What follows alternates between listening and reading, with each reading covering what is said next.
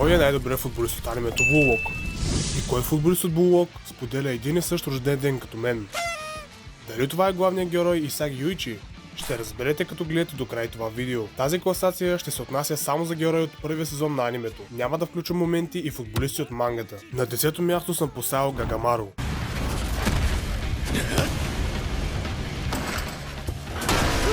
Още от първия път, когато видях Гагамаро, си казах: вау, това ще е един от най-интересните герои. И така се случи. Гагамаро се отличава с две неща. Първото е подобно на пружина тяло. Естествено, дългите крайници на Гагамаро и отличният контрол на тялото му позволява да се адаптира към почти всеки пас или всяка ситуация по време на игра. Той може да изтласква тялото си напред, умение, което използва за всички видове удари, борби и спасяване на голове. Второто отличаващо умение на Гагамаро е експлозивната му реакция. Благодарение на естествената си физическа подготовка, Гагамаро може да реагира на топката бързо и без излишни движения, за да изпълнява удари с глава и спасяване на голове в последната секунда. На 9-то място съм поставил Кунигами, или по-скоро Ичиго, ако ходеше на фитнес.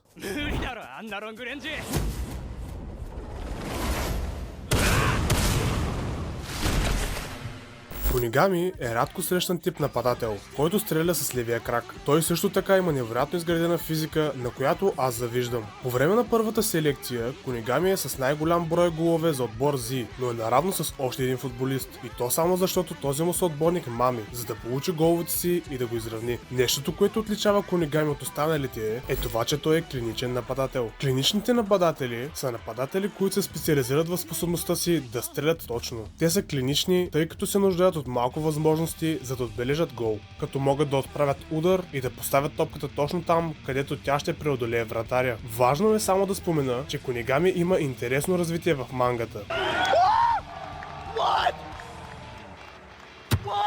На 8-о място съм поставил Токимицу.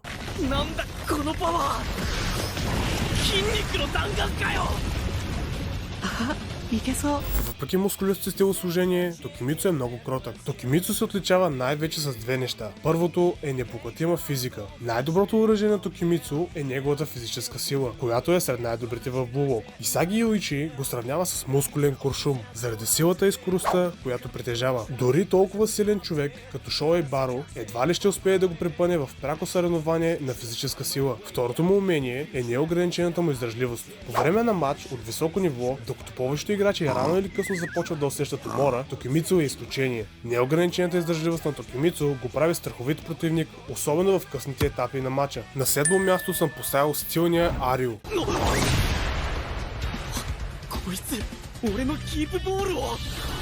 Арио има невероятни способности за скачане, които в комбинация с височината му позволяват да достига въздушни топки от по-висока позиция от повечето други играчи в Булок. Арио използва способността си да скача, за да улавя дълги топки и да бележи от подобни ситуации, което го прави идеална мишена за центрирания, също така и централен защитник, който физически превъзхожда противниковия играч. Може би най-голямото оръжие на Арио е обхватът на крайниците му. С дългите си крайници Арио може да достигне топката на разстояние, което е непосилно за неговия противник. Той може да използва това, за да получи пас преди противника си, като изпъне крака си пред него. На 6-то място поставям Чигири.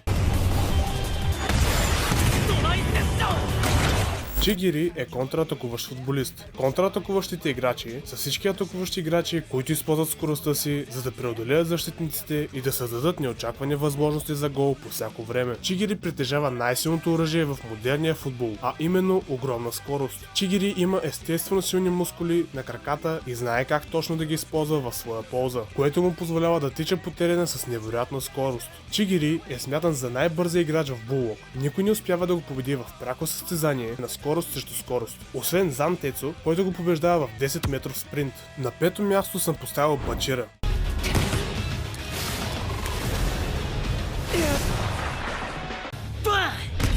Бачира споделя един и същ рожден ден като мен, който е на 8 август. Бачира е дрибльор. Дрибльорите са играчи известни с умението си да контролират топката отблизо, което се използва за преминаване през защитниците чрез внезапна смяна на посоката и ускорение, понякога съчетано с голяма скорост. Това умение се използва за създаване на възможности за други нападатели или за отбелязване на гол, след като са преодолели защитата на противника. Една от най-красивите гледки за зрителите във футбола е играч, който се движи с топката, върти се и се обръща обръща, за да избегне противниковите борби и да преодолее няколко играчи. Пример за това са Пеле и Меси, които дори се споменават в анимето. Спокойно фенове на Роналдо, португалецът също е споменат. Бачира има огромен арсенал от финтове, като Еластико, Рабона и много други. Ако трябва да изброявам всичките, може би ще имате времето да изгледате One Piece. Като стана дума за One Piece, новото ми баунти е излязло и най-накрая имаме 3-цифрена сума. Ако искате това число да се увеличи, трябва да се абонирате за канала. А сега да продължаваме към номер 4. Под номер 4 съм поставил Баро.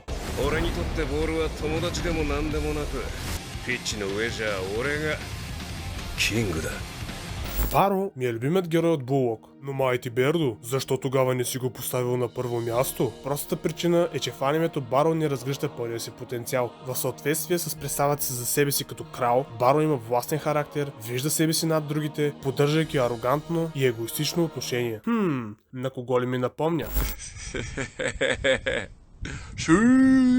Баро е обсебен от стремежа си да се занимава с футбол, но всъщност не го харесва и не изпитва страст към него. Баро е мотивиран от необходимостта си да се справя срещу другите, които играят футбол и да използва целите си, за да ги свали от място на главното действащо лице и да ги замени. Телосложението на Баро му позволява да задържа топката и да се бори физически с другите играчи. Способността му да ускорява много бързо за отрицателно време му позволява да дриблира и да създава шансове за себе си, а стрелбата и злодейския му стил му позволява да завършва отборни действия, като меко казано унищожава съотборниците си. Основният метод на Баро за отбелязване на гол е силният му и точен удар от далечна дистанция. Баро може да нацели горния десен ъгъл с невероятна точност, като почти гарантирано ще вкара в определена зона на терена. Зона от цели 29 метра близо до гол линията. След всички тези похвали, сигурно се чудите как така Баро не е развил пълния си потенциал. В мангата той става още по-силен. Ако искате да видите видеа за мангата на Булок, пишете долу в коментарите. На трето място, изненадващо или не, съм поставил главния протагонист на анимето, а именно Исаги Йоичи.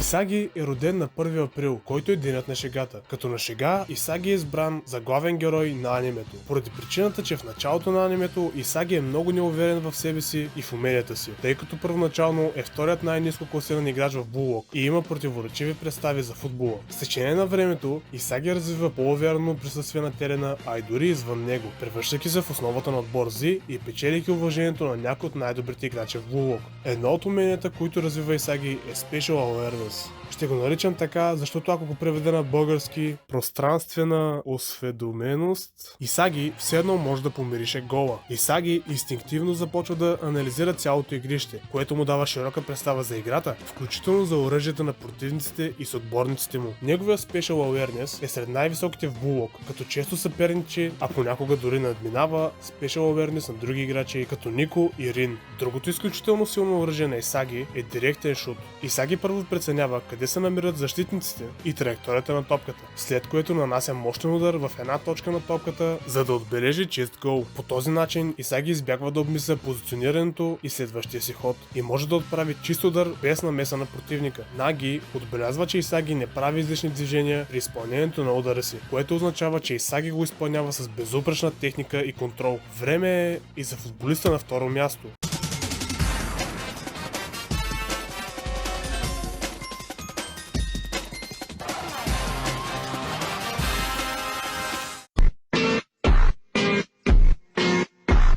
На второ място съм поставил Наги.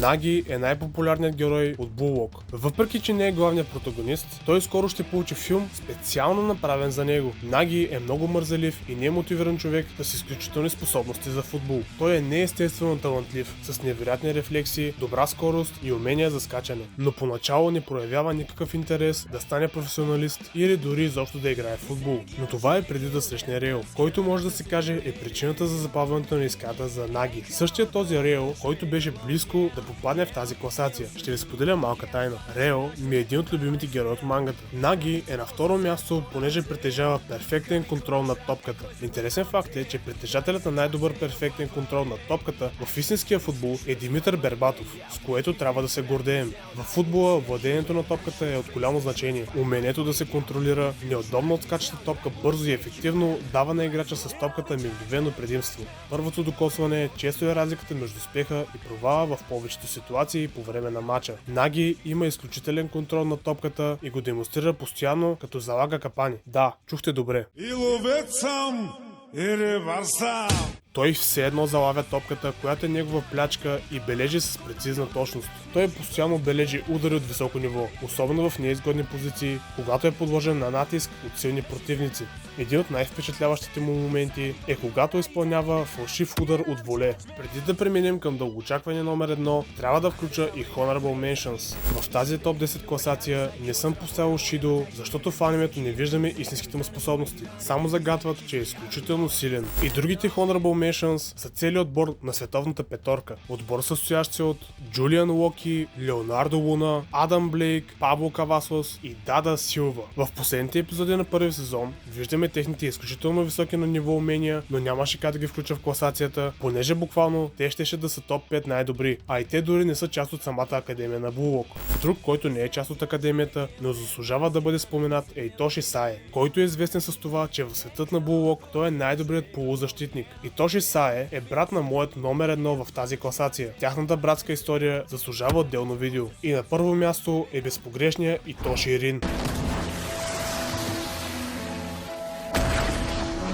Рин е плеймейкър, играч, който контролира хода на играта на отбора в нападение и често участва в подавания, които водят до голове. Благодарение на своята визия, техника, контрол на топката, креативност и умение за подаване, Итоши Рин е на първо място. Независимо дали е в нападение или в защита, стилът на игра на Рин се състои в това, че той схваща способностите както на съотборниците си, така и на противниците си и налага най-добрите им отигравания и способности, манипулирайки ги в усилията си да вкара гол за себе си. Бих казал, че той буквално е кукловод. С всяко свое отиграване, Рин се стреми да смаже противника си бързо и ефикасно. Основното оръжие на Рин е изключително му точен удар. Точността му на стрелба и подаване на пасове е почти перфектна. Както се вижда, когато ритна две топки по такъв начин, че те изминаха различни траектории, но все пак се удариха във въздуха. Още невероятни моменти на Рин. Рин изпълнява светкавично бърз свободен удар с невероятна точност. Този свободен удар е толкова бърз и точен, че минава точно над главата на Исаги без да му даде възможност да реагира. Друг такъв момент е когато Рин отправя директен шут от ъглов удар, който се насочва към най-отдалечения горе нагъл на вратата. В анимето виждаме на моменти как Баро се опитва да вкара гол директно от или близо до центъра, но или изобщо не отсъва вратата, или постоянно удря греда. Итоши Рин вкарва гол от центъра с лекота. Като цяло може да кажем, че е много вероятно Рин да вкара гол от всякъде, стига да е в зона от 35 метра до головата линия. Всеки, който разбира поне малко от футбол, схваща колко смайващо за ума е това и поради тази причина Рин е на първо място. Според вас, кой е най-силният играч в Булуок или кой ви е най-любим? Пишете долу в коментарите. Булуок не ми е любимото спортно аниме, но ми е любимата спортна манга. От малко дете съм фен на футбола и се радвам, че успях да направя това видео за вас. Благодаря ви за подкрепата, аз бях Майти Бердо и до скоро!